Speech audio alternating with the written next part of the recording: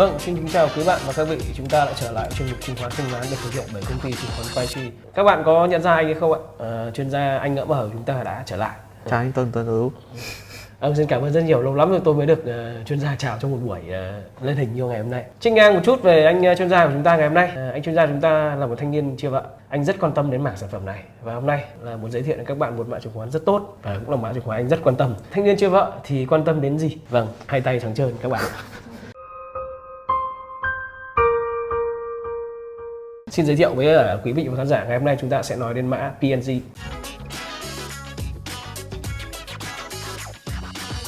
Ngoài lý do mà anh chưa cưới vợ thì không biết anh chuyên gia có thể chia sẻ lý do vì sao anh lại chọn mã P&G cho ngày hôm nay không ạ? P&G là một mã ở trong VN30 ta báo cáo kết quả kinh doanh quý 4 khá là ấn tượng, đặc biệt là trong một năm Covid như năm nay. Chúng ta cùng tìm hiểu mã này xem nào. Anh có thể chia sẻ là P&G ngoài những sản phẩm mà chúng tôi biết đến nhiều nhất đó là nhẫn cưới thì họ có kinh doanh mảng gì khác không ạ? P&G, công ty vàng bạc phủ nhận thì họ đang có 3 mảng kinh doanh chính liên quan đến trang sức. Một là họ bán lẻ đồ trang sức, hai là họ có những mảng bán buôn và thứ ba là mảng kinh doanh vàng miếng. Trong 3 mảng đấy thì mảng quan trọng nhất là mảng bán lẻ trang sức, chiếm đến quá 60% doanh thu của họ đến từ mảng này. Vâng, anh có phải là người sẽ đóng góp vào 60% doanh thu đó không ạ? Có tôi vào khi thành 61 rồi. Anh có thể chia sẻ các kinh nghiệm, các kiến thức liên quan đến mảng kinh doanh vàng bạc đá quý, ở đây là bán lẻ phải không ạ? Đúng rồi. Thì cái mảng bán lẻ là cái mảng cốt lõi và quan trọng nhất của P&G.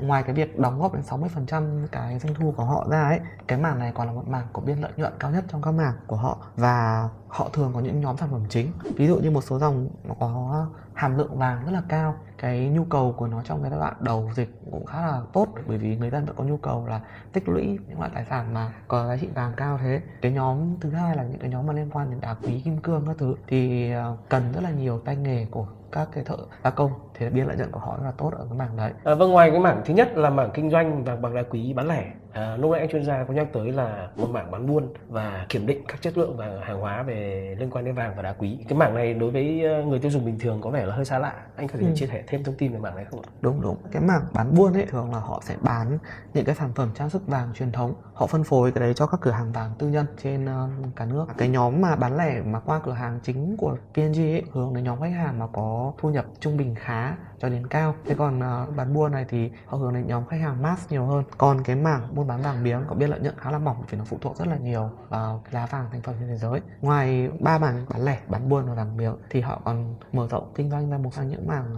kiểm định chất lượng vàng này, xong rồi một số loại sản phẩm mới ví dụ P&G Art, P&G Watch.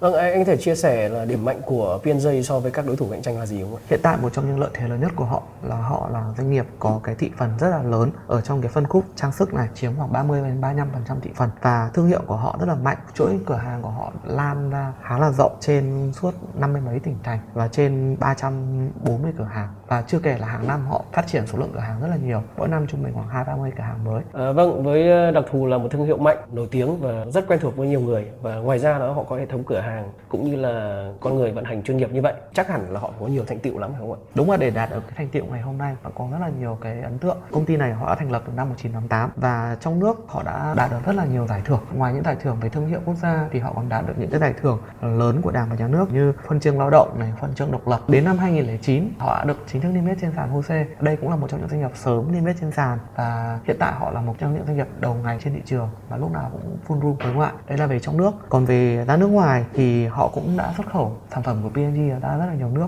trên 13 nước trên thế giới, và năm 2017 và năm 2019 họ đã được những cái giải thưởng như là nhà bán lẻ hàng đầu châu Á. Đấy là những thành tựu có thể điểm qua được.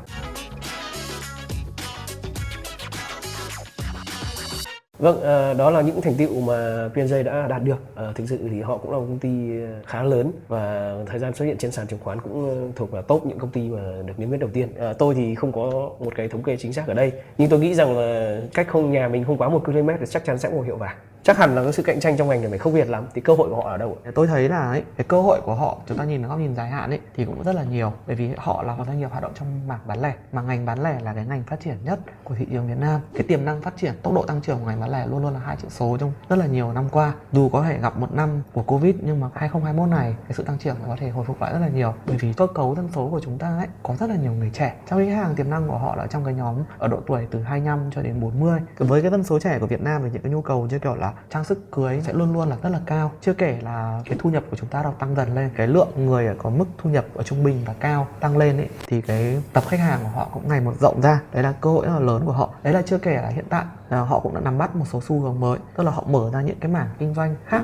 ngoài sản phẩm trang sức truyền thống, mà họ mở ra những cái mảng như kiểu P&G Art, P&G Watch. Đối với phụ nữ thì họ sẽ quan tâm đến trang sức, nhưng mà đối với cánh mày râu thì có thể các anh lại quan tâm đến đồng hồ mà hàng xa xỉ chẳng hạn, thì đấy cũng sẽ là những cái mảng cho họ có tiềm năng phát triển trong tương lai. Thế nên nói chung là họ có rất là nhiều cơ hội để phát triển trong tương lai. Chúng ta vừa nghe phân tích về các cơ hội, tuy nhiên như lúc nãy tôi có đặt ra vấn đề thì thách thức rất lớn. Nhà tôi thì có thể cách 1 cây số thì đã có một hiệu vàng, nhưng có thể với nhiều bạn thì chắc chỉ 500 mét thôi. Theo anh nghĩ đấy có thực sự là một thách thức cũng là lớn không? Tôi nghĩ là những cái doanh nghiệp mà có thương hiệu lớn ở trên thị trường thì cũng chỉ có khoảng vài ba doanh nghiệp mà chúng ta có thể nêu tên ra được thôi. Rõ ràng P&G, Doji hay là SGC là những cái tên đầu tiên đến với chúng ta, đúng không ạ? Thế còn với những cái cửa hàng vàng nhỏ lẻ thì cái khả năng cạnh tranh của họ với những thương hiệu lớn, bản chất họ đã ở những phân khúc khác nhau nữa, thì cũng sẽ không quá cao. Như tôi đã nói là thu nhập của người dân Việt Nam cũng tăng trưởng dần, thì cái nhu cầu của họ với những sản phẩm mà cao cấp nó sẽ tăng dần lên. Với cả tôi nghĩ thực ra ấy, cái khó khăn của họ ấy, nhiều khi họ đến từ cái mảng khác. Anh biết đấy, giá vàng thế giới thì biến động rất là nhiều, và một doanh nghiệp kinh doanh trong mảng sản xuất vàng và các cái trang sức đến từ vàng như thế thì họ lại phụ thuộc rất nhiều vào giá nguyên liệu đầu vào là giá vàng thế giới. Thế nên là chẳng hạn như ví dụ như năm nay cái việc mà giá vàng tăng rất là mạnh trong nửa đầu của năm cũng sẽ ảnh hưởng rất là nhiều đến cái việc mà họ nhập nguyên liệu vào, thì cái rủi ro mà biến động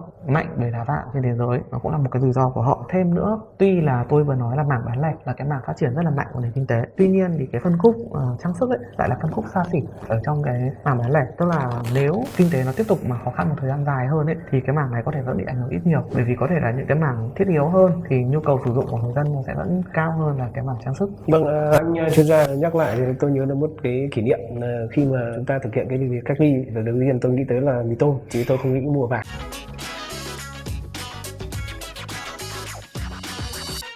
Vậy khi nền kinh tế phục hồi trở lại thì theo anh nghĩ P&G sẽ thực hiện như thế nào? Chiến lược của họ là gì? Tôi thấy là P&G cũng là một doanh nghiệp khá là năng động trong cái việc biến cái khó khăn lại thành một cái cơ hội để họ chuyển đổi. Tức là trong cái giai đoạn khủng hoảng vừa qua ấy, họ chuyển hướng sang áp dụng công nghệ vào thương mại điện tử, đẩy cái doanh số trên bán hàng trực tuyến online nhiều hơn. Năm vừa rồi tuy khủng hoảng như vậy nhưng họ cũng mở thêm được khá là nhiều cửa hàng ở vị trí rất là đẹp, thì họ tận dụng được cái việc mở thêm cửa hàng, đàm phán để có những vị trí đẹp, nhưng mà cái chi phí của họ chưa chắc đã cao, thì như thế sẽ là một cái lợi thế để họ phát triển. Trước mắt là tôi thấy ngắn hạn là như thế. Dài hạn thì như vậy chúng ta đã chia sẻ là họ đã phát triển ra những cái hướng kinh doanh khác như P&G Art hay là P&G Watch để họ tấn công được những cái mảng khác của cái thị phần hơn.